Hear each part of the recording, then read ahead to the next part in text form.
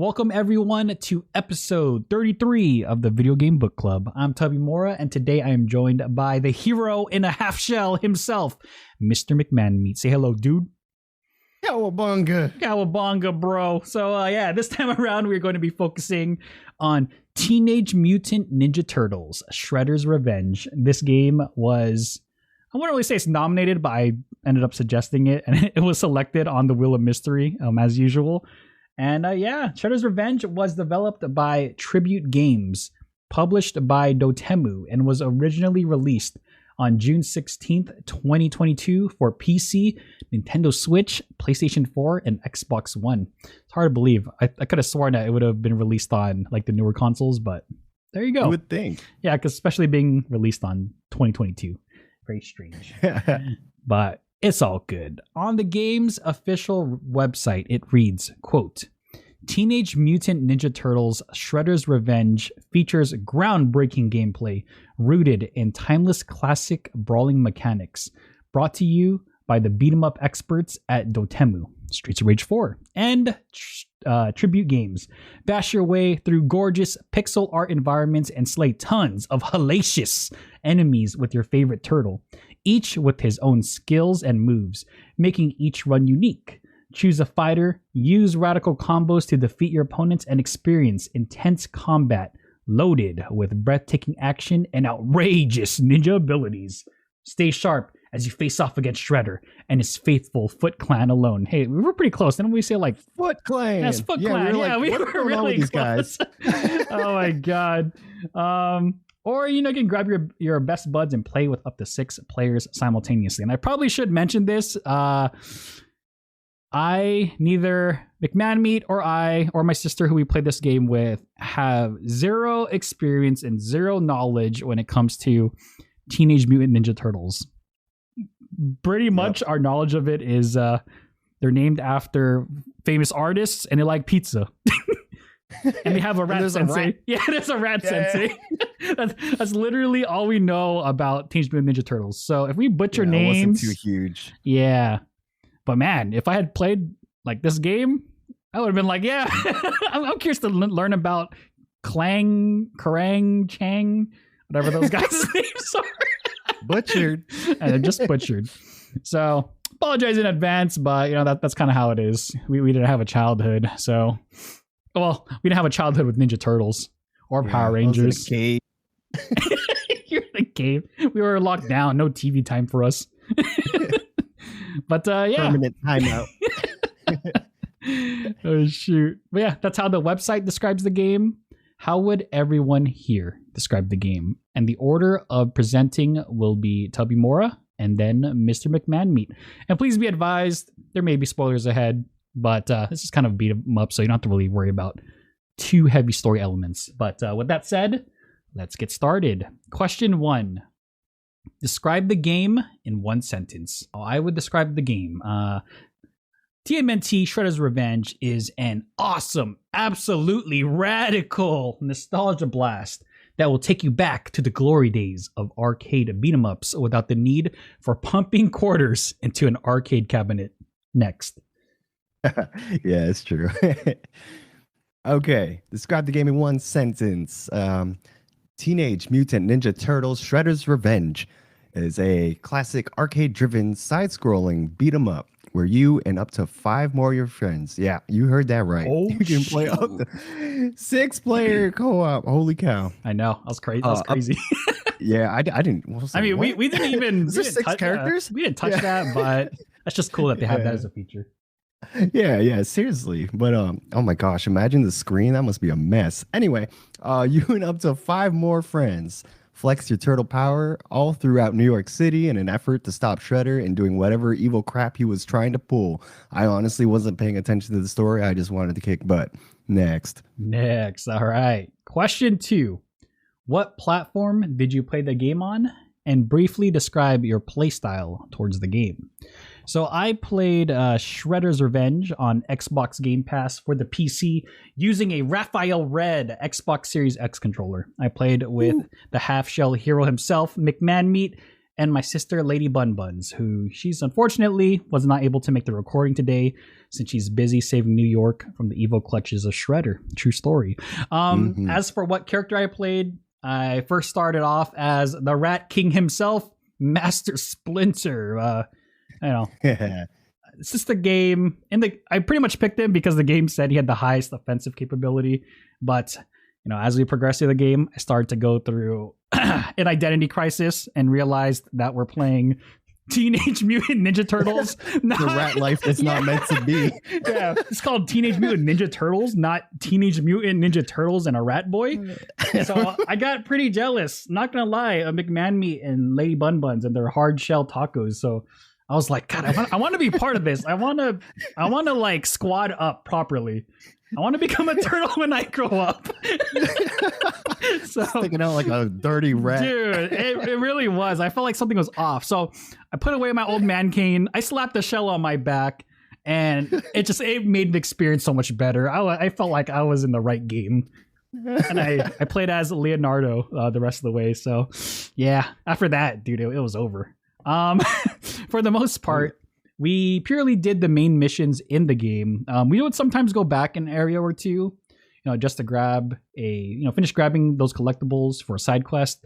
But upon realizing that completing side quests only gave you like points to level up your character, we kind of just stopped caring. I'll be honest, but I'll go more into that later on in the recording. So, but yeah, went from rat to turtle to kicking butt. We squatted up properly. Main story next. Okay, I played TMNT SR. That's a lot of letters. Dang. Yeah. On PC for free, thanks to Xbox Game Pass. Well, you do have to pay for Game Pass, so I guess technically, whatever. We played through the story mode on, I guess, whatever the default difficulty was, and I mean that suited me just fine. I was still dying, just not dying to the point where I was, I wanted to rage quit. Yeah. Yeah. So, was there difficulties? I don't recall. I think there was, but I don't remember seeing any options. Maybe you have to actually like go to the main menu to find it. Probably, but okay. But for this game, I decided to play as Michelangelo. He's the orange guy with the nunchucks. Yeah, Mikey. I mean, there's no Mikey. Party, dude. There's no reason in particular for playing Michelangelo, but like the previous TMNT games that I used to play in my childhood, like the ones like that we used to play at the arcade and stuff like that. Yeah. Like I always played as Donatello because I messed with his fighting style. And he's low-key handsome. For this game, dang, I wanted to try something different. So I decided, why not Michelangelo? I looked on his stats. He had like high attack speed or something like that. I was like, okay, that's like the complete polar opposite of what Donatello had. So let's see what that's like. And I never liked him in Teenage Mutant Ninja Turtles because I always thought he was just obnoxious. But I will say, okay, he served me quite well in Shredder's Revenge. We just focused mainly on the main story while looking out for collectibles and stuff while we were in the missions themselves, and other side quest items along the way. Although we did go back into a level or two, as you were saying, in order to complete a side quest here and there, because we're just that close, It's just like might as well. There's just one. Yeah, might as well. Exactly. Yeah. That's about it. So Michelangelo, main story, a little bit of side questing. Next. Question 3. What are 3 things you liked about the game? And we will be alternating for this one. So, first thing, best thing. I mean, it is kind of hard to avoid it, but let's hear it. The pure, unadulterated nostalgia trip and nostalgic vibes that just freaking resonated through this game. Like, I kid you not. The moment that intro cutscene played when he first launched the game, it felt like I just got picked up and tossed into a time machine back into the 1980s and 1990s. Like That's how I felt when I heard the music. Yeah, and then like they had the little cutscene and almost looked like it was part of the actual cartoon, like the old cartoons themselves. Like it was great. I'm all for it. The game has the look and feel of like the old arcade beat 'em up cabinet games, like we've been saying, but everything is just modernized and updated with beat 'em up controls, the visuals, combos. It's just this entire package is just a big ball of nostalgia, and they knew what audience they were playing to, and they just completely nailed it. It's just they nailed it down to the team, man. They nailed it down to the turtle. Well done to the development team over there. They just completely got it. Like the moment we launched it, hit that title screen, we knew we were in, and we were in for a ride, a tubular ride, bro. Righteous, man. But yeah. Nostalgia, they got it. They nailed it. We in. Next. Awesome. Okay.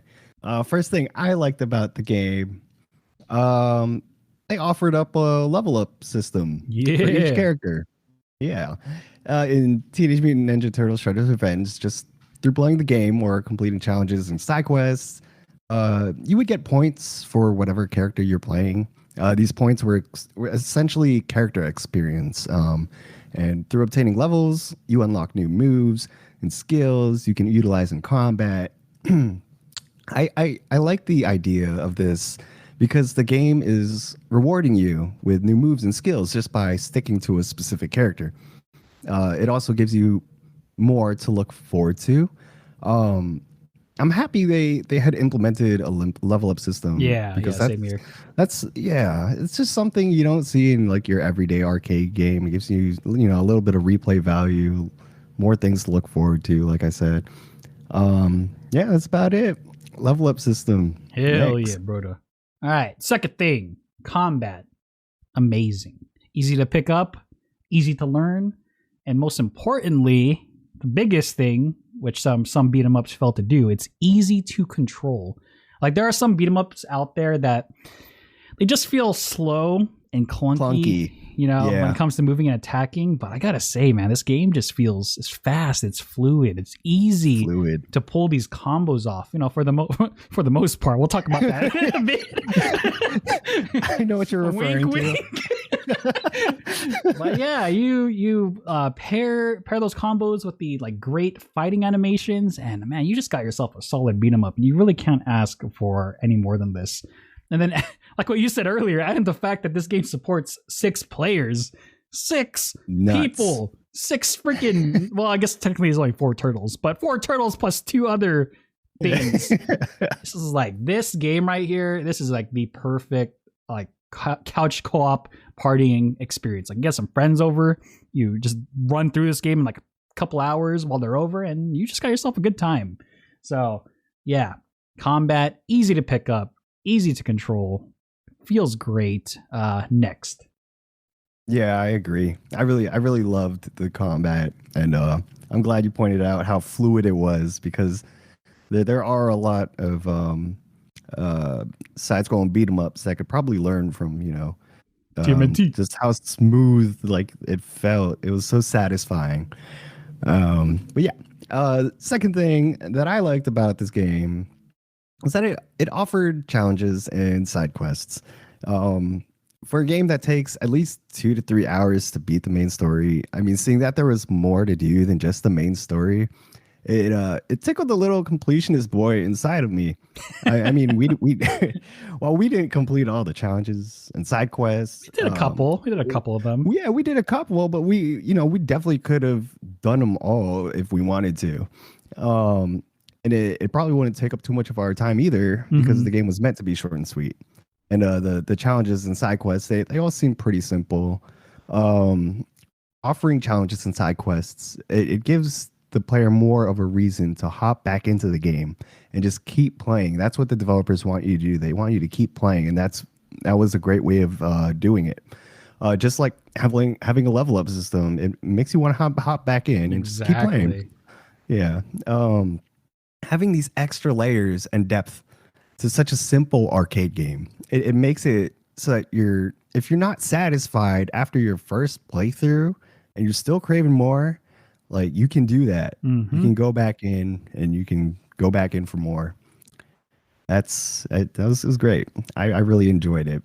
All right, next. That's kind of true though that you bring that up because the really great beat 'em up games are the ones that have high replayability.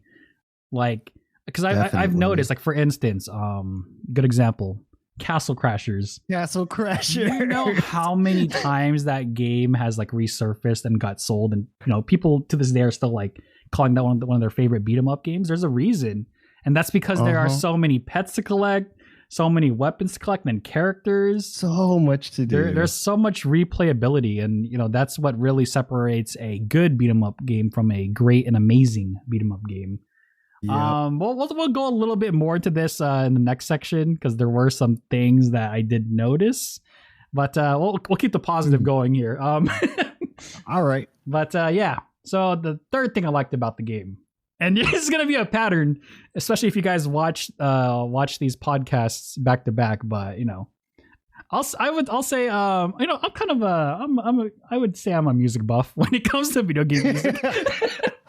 I'm picking up on the trend. Yeah, I took him on the trend.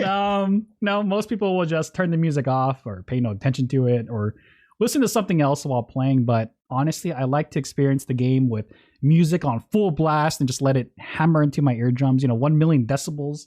I firmly believe that video game music really has the power to help strengthen and reinforce any video game experience, especially with a soundtrack like this. Because I gotta say, the freaking nostalgia hitting, head bopping, 80s, 90s music, blood pumping soundtrack of Shredder's Revenge is just, it's absolutely perfect for its source material for this game. I thought the intro cinematic was great, but once we started fighting in New York City and the soundtrack for Big Apple 3 PM started playing, it's like dun dun dun dun dun. I was like, oh frick, oh shit, here we go. Teenage Mutant Ninja Turtles. Here's an half show. Like that was just awesome. And then the next thing right after that, after they hit us with that, then we're on like a high speed pursuit on our turtle powered skateboards. In the sky. Yeah, and then mutants over Broadway starts playing, and then the rapping lyrics like start to drop. There's freaking lyrics. It was crazy, man. I was like, are they singing right now? Yeah, like an old school rap. I was like, that's it. I'm sold. I'm 100% sold. This soundtrack freaking slaps hard. Like I'd recommend McMahon Meat if you ever get the chance. Like if you have Spotify, just pull it up. Pull it up and just listen. Because it's just like a lot of times, like maybe we're focused on the combat or we're getting our butts handed to us by the bosses, but the soundtrack is just so good. Freaking, It made me want to just freaking grab some Pop Rocks, a nice cold can of Surge, and just like, I was ready, dude. I was ready to do some kickflips into a wall. Like it was great. Freaking well done. And, of course, as always, I looked up who created this gnarly soundtrack, and lo and behold, of course, it would be none other than you probably don't know who his name is, but his name is T. Lopes. He's the has he done anything else? Yeah, he's the mastermind behind the awesome music for Sonic Mania and Streets of Rage 4. So both are incredibly historic franchises. They're very popular games, and they both kind of gave that same feeling and vibe that this TMNT game did, where it takes like that nostalgia and it kind of puts it in the front runner for like modernizing it, but still keeping that nostalgia feel.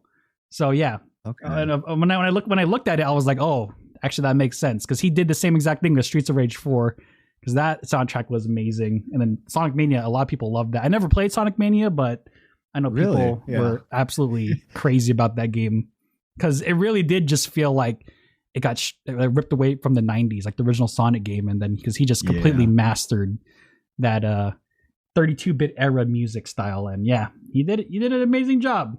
Mr. T. Lopes, I salute you.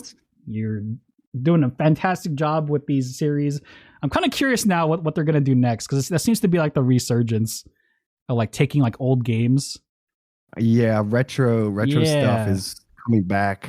They are. And you know what? We're in for the ride. I'm ready. I'm ready. So yeah, that's the last thing I liked about the game. Next.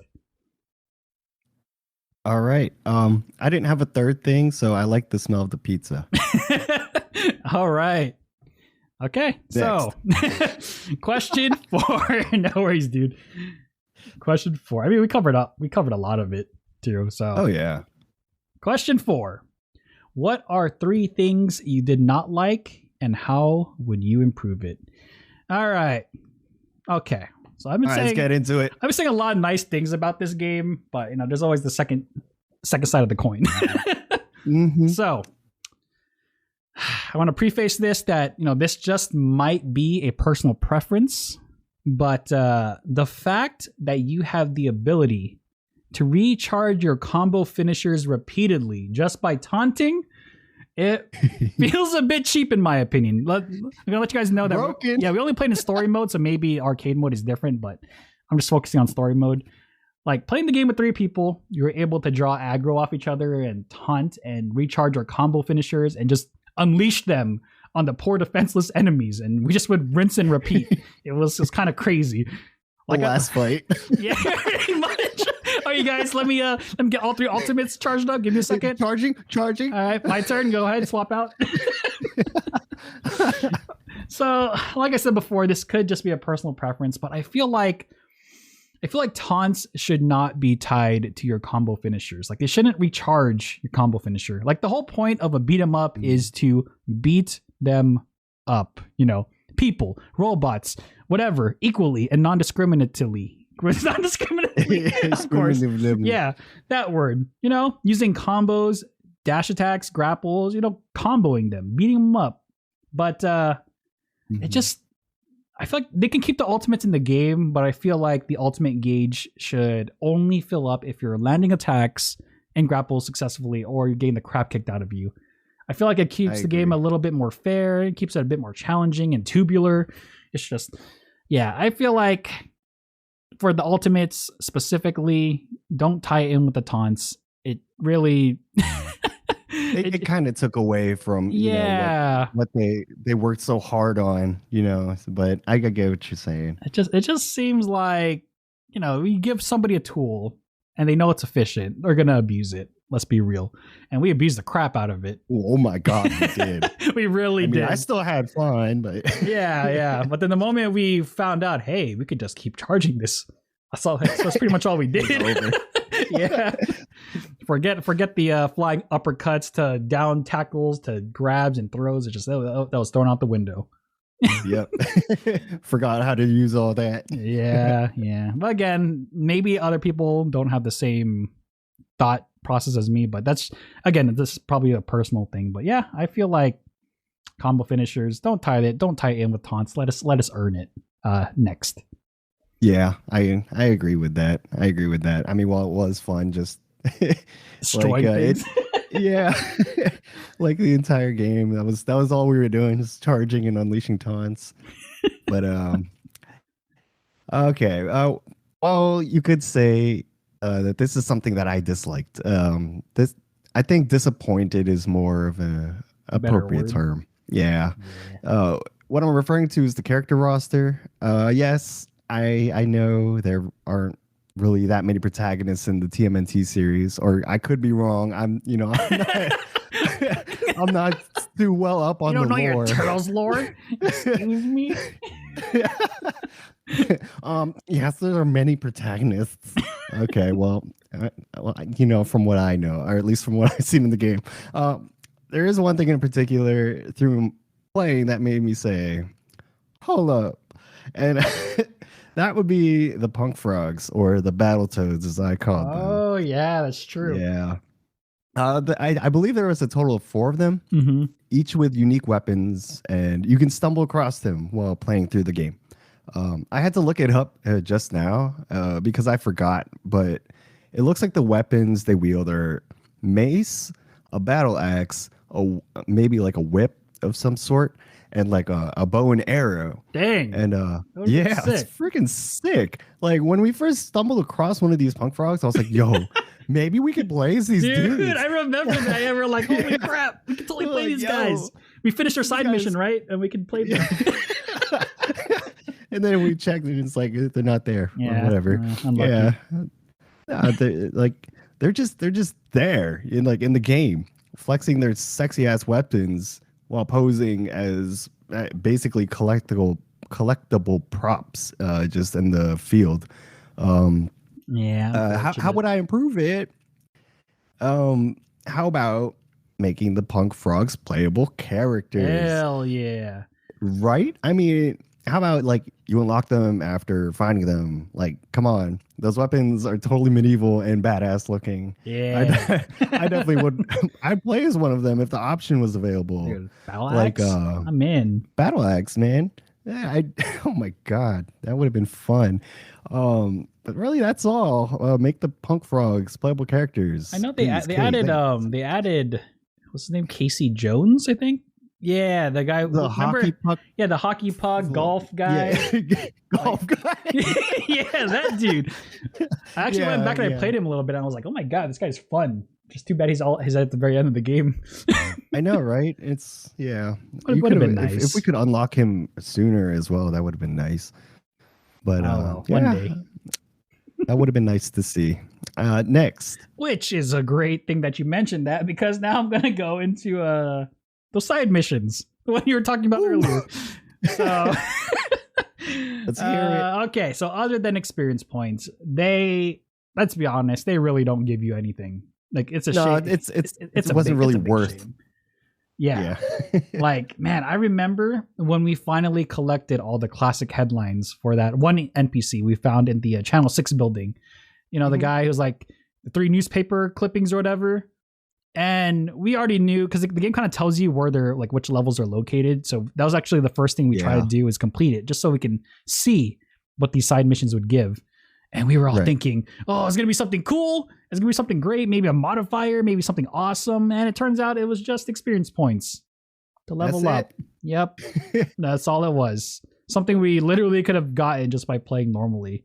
Oh, man. It's like, for a game like this, it would have been awesome if the side missions gave you something else other than just basic experience points, like character skins, visual filters, unlockable side content. Maybe what McMahon said, unlock the Battletoads. Yeah. Maybe if you finish their side mission. I don't know. It's literally anything else. Like it could have even been as simple as, you know, like let's say we turned in that side quest for the Channel 6 NPC guy, and like what if we all got weapons themed off of a news channel? Like instead of Mikey using nunchucks, he would be using 2 rolled up bundles of newspapers and using them as weapons. Yeah. You know, it could be something as small as that. I think it would be sick. It would help encourage that replayability, make people want to come back for more. But yeah, it's just the side missions. They did not feel worth it. And I really think that if they were to they don't have to do it because the game is already great as it is. But if they were to do that, I'm telling you, this game would go from great to amazing. And it's just that extra layer that's needed to really propel this game further. But yeah, that's my thing. Side missions, not really worth it. If we're gonna go back to the old days, let's really go back to the old days when you complete stuff in game like side missions and it would actually give you stuff. No longer locked by DLC nowadays, you know. Yup. So you know who you are. Yeah, you know who you are. You filthy scumbag. But yeah, side missions. They can definitely hopefully they do another game, but yeah, something they can improve next. Yeah. Yeah, they definitely weren't all that enticing. But so I mean, I wasn't kidding when I said I didn't have much to say about this game. So much so that the only other thing I could think about when it comes to things that I didn't like about the game, it really has nothing to do about the game.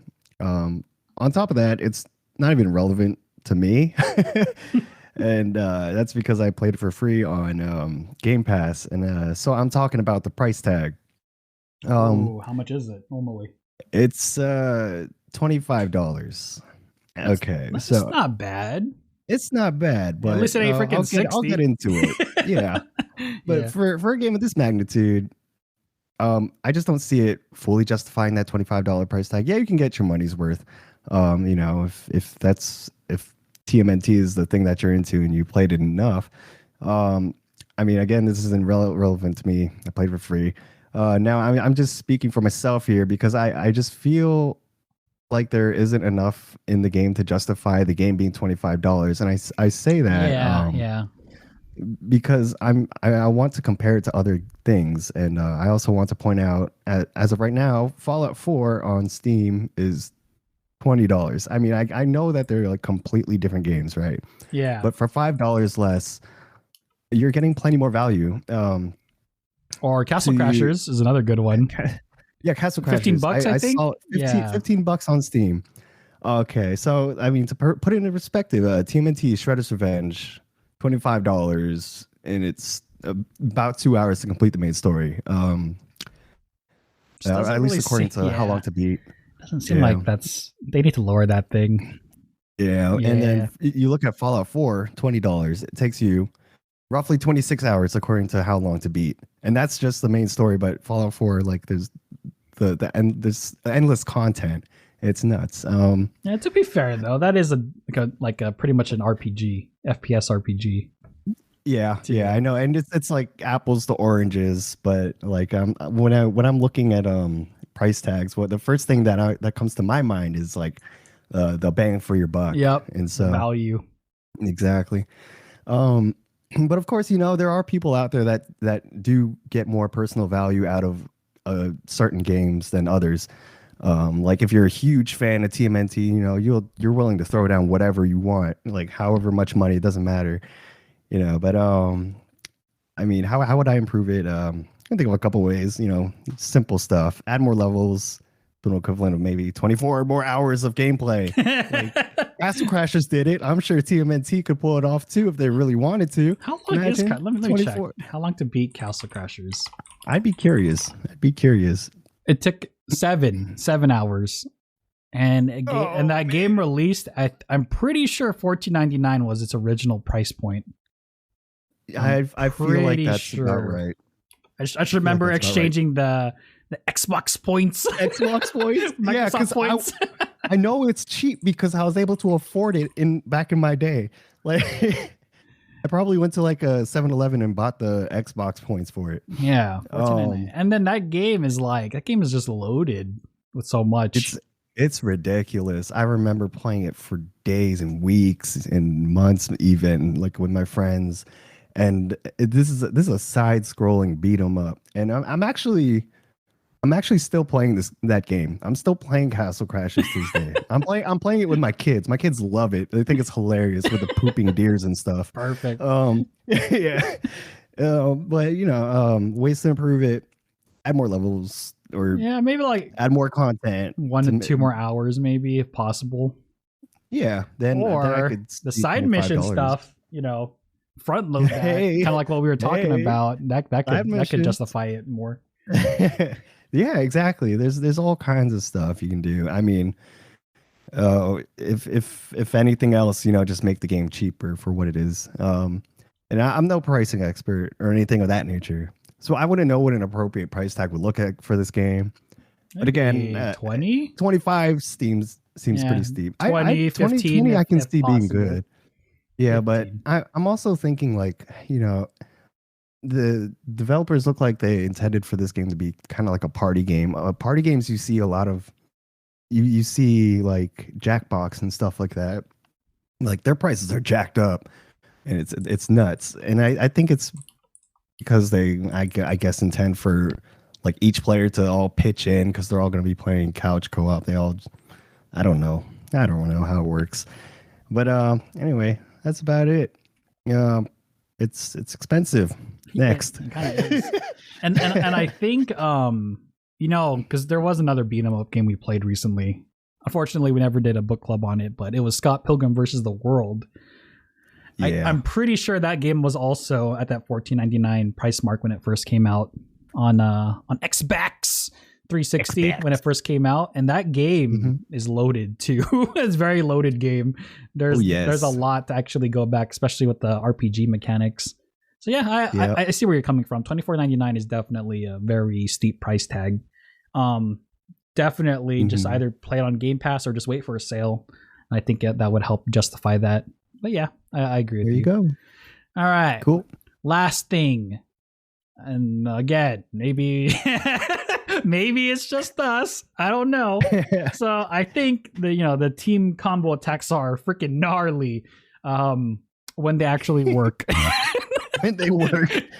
And it can be a bit difficult to perform these co-op combo attacks. Now again, maybe I just suck at the game, but maybe we're just doing it wrong. Maybe I swear those team combo skills are just incredibly hard to land. For example, one of the skills required player 1 to perform a dive attack towards player 2, and player 2 had to press the attack button perfectly to launch player 1 at the enemy. Now it's funny because I remember that we would literally stop what we were doing and try to perform these attacks. Like we would spend minutes trying to practice them, right? And then occasionally we'll get it down, and then eventually we got down like pretty. You could do it maybe once every 3 attempts. But then when it came to use them in like actual fighting, actual combat or a boss fight, we just completely butcher it every time. And then it just got to the point where we were literally we were getting hurt trying to do these attacks when we could have just been spamming our ultimate. Yeah. So I sat down and I started thinking, like, how could they fix this? And I feel like a simple rework would help make the team attacks feel and land more consistently. Like maybe perhaps instead of relying on a perfectly timed button press, maybe player 2 could hold the charge attack button instead. Player 1 would see that gives them a visual cue. They could dive into them, and just by going visual cues alone, player 2 could then release that button, home run the player, and then launch them into the enemy. So it's kind of like I have a bat, I'm charging it up, you see that I'm getting ready. Like that would tell you, hey, he's gonna freaking launch me at the enemy. Then you could run towards me, and then I would release it, and then you would get launched at the enemy. Like something like that, I think would work better. Because it's just like when things are chaotic, especially if you're running with 6 players, it's like how's anyone supposed to know if you're doing a team attack? Yeah, you can like verbally say it, but it's like visual cue is what you would really want to be looking for in a situation like that. Visual cues are so important when it comes to performing any team-based exercise. Yeah. So it's like they could either do it that way, or they could just increase that threshold window and not make it so precise when pressing the attack button. But then I started thinking, like, when people are playing normally and doing dive attacks, like what if that threshold is too big and they're pressing the attack button and they launch their teammate when they don't want to? It's like you have those problems. So I feel like they need to kind of like improve the team combo attacks, make it more, improve the visual cues. Definitely is the big way I would go about to fix this. So make it more easy to use. Make it so it consistently lands better. And, because the game is already fast as it is, just help streamline that a little bit more. And I feel like we'll be launching each other back and forth for days and not rely on cheap ultimate tactics. But yeah, that is going to be my last thing. Next. I didn't have a third thing. Next. All right. So let's wrap this up then. Question 5. What is your final verdict and final rating from 0 to 10 using a 0.5 scale? So I think Tribute Games is firing off on all cylinders, and they are definitely living up to their name. Like, this is an awesome tribute to the old school beat 'em up classics of the arcade era. You see what I did there? And just like Streets of Rage 4, this game does an amazing job of scratching that nostalgic itch. Like staying tried and true to what made those classic beat 'em up games fun, but further fine tuning the gameplay aspect of it while staying true to its source material. Like the visuals, the gameplay, the music, even down to the radical intro. This game is freaking awesome, freaking tubular, which is why I'm giving Teenage Mutant Ninja Turtles Shredder's Revenge an 8.5 pepperoni pizza parties out of 10. Ooh, yeah, juicy. Outrageous, juicy. Next. Sorry, that wasn't a very gnarly term. I think that's Candy Crush. Juicy, tasty. Okay. All right, my final verdict and rating: Teenage Mutant Ninja Turtles: Shredder's Revenge. What can I say? I really didn't have much to say, honestly, but that's not necessarily a bad thing. It's a good game. It's a good game, and some may say it's a great game. Amongst all things, it is what it was truly intended to be, and that's a simple classic arcade throwback. If you like these kinds of games, or played these kinds of games back in your younger days, you definitely would not be disappointed in TMNT Shredder's Revenge. It's probably one of the best that I've seen that in its category. I definitely was not disappointed. I really appreciate these simple arcade side-scrolling beat-em-ups because, one, they're fun with friends. It's a great party game, a good game to just pick up, invite your friends over for like a TMNT night and just bang out the game in one sitting. And two, because of its simplicity, like you mentioned before, it's one of those easy to pick up and learn, but at the same time hard to master kind of games. So whether you're a newbie or a young kid, or if you're a hardcore TMNT elite gamer, regardless, you can play this game. You can have a blast. I definitely had a blast enjoying playing through with you and Lady Bun Buns. And in the end, I am giving Teenage Mutant Ninja Turtles Shredder's Revenge 8.5 cowabungas out of 10. Yo, cowabunga, dude. It's a super fun game. I really enjoyed it. I really can't see how you can't enjoy this game. Like it's fun. Hell yeah. Yeah. Next. So, with that said, Teenage Mutant Ninja Turtles Shredder's Revenge gets our final average rating. This is actually really easy to calculate. Final average rating of 85% or 17 out of 20. Good job, TMNT. Man, well done. I feel like if the show or the comics was anything like this game, it probably was. I feel like we missed out on something pretty great. Yo, we probably did. Dang it. Well, we get to live through it now. So yeah, you're right. It's all good. There's still time. Yep.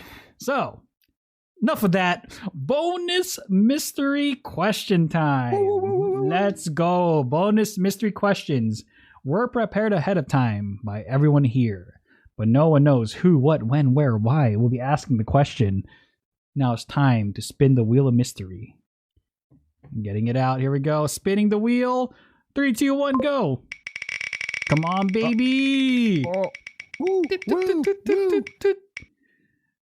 Ah, frick. Well, hope you're ready, man.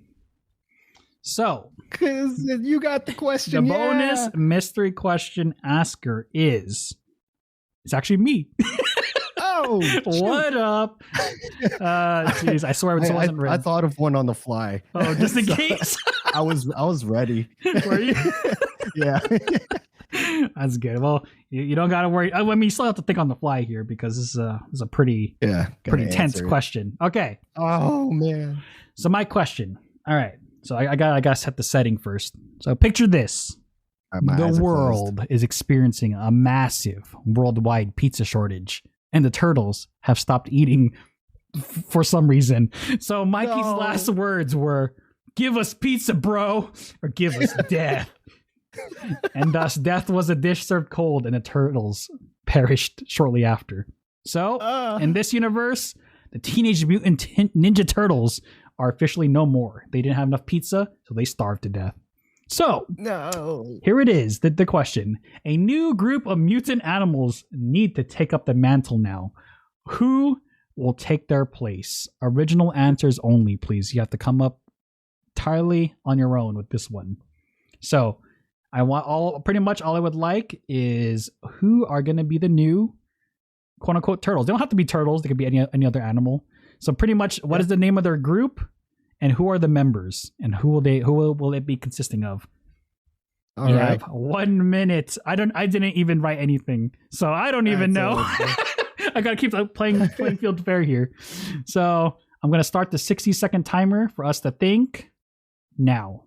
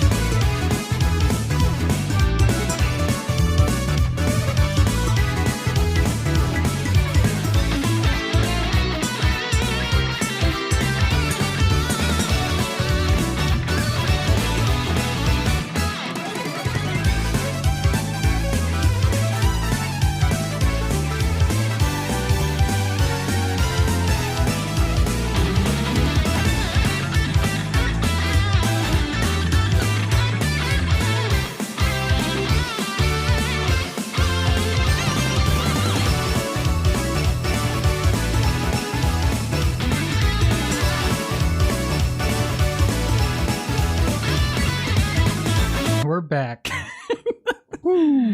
Wow, I cannot think of anything. Well, this is gonna be awful. I got a pretty crap group here. Oh my god.